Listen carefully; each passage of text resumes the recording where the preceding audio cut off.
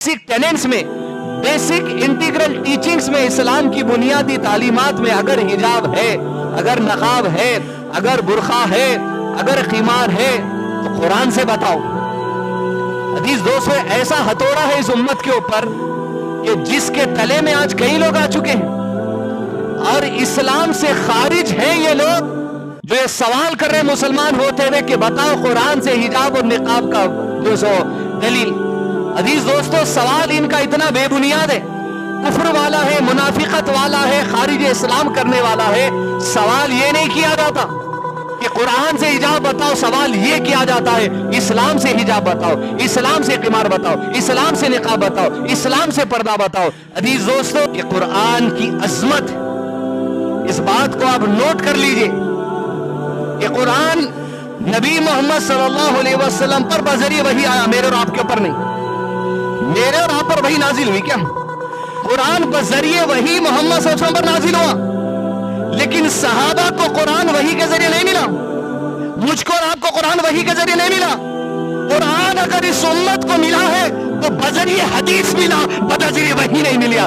رسول پر وحی آئی، امت پر وحی نہیں آئی۔ جب رسول نے کہا اللہ صلی اللہ علیہ وسلم علی کو بلواؤ، علی آئے، قلم لیے، انک لی، کہا علی لکھو۔ جب اللہ کے رسول اپنی زبان سے تلاوت کر رہے تھے ذالک الکتاب لا ریب فیہ، میں آپ کی زبان سے نکلی ہوئی بات کو حدیث کہا جاتا ہے۔ اس امت کو قرآن ملا تو حدیث سے ملا، لہذا حدیث اور قرآن کو کبھی جدا نہیں کیا جا سکتا۔ اس کو جدا کرنے والا کافر ہے، اس میں کوئی دو رائے نہیں ہے میرے بھی۔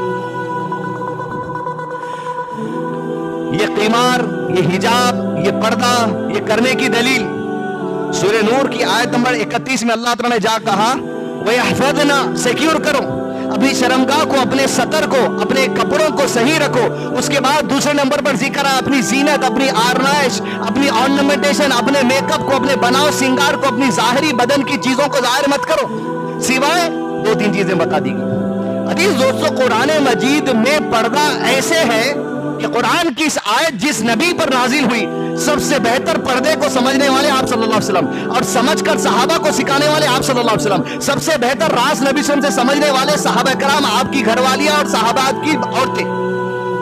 حج کا موقع، عمرے کا موقع، اصول اسلامی تعلیمات دی ہے کہ عورت حج اور عمرے کے لیے جب میقات پار کر لیے اپنے چہرے کا ایسا کھلا رکھے گی، ہاتھ کو کھلا رکھے گی۔ کنڈیشن ہے طواف کا، کنڈیشن ہے عمرے اور حج کے اندر کے چہرہ نہیں ڈھانپنا، کنڈیشن ہے ہاتھ کا ایسا کھلا رکھنا۔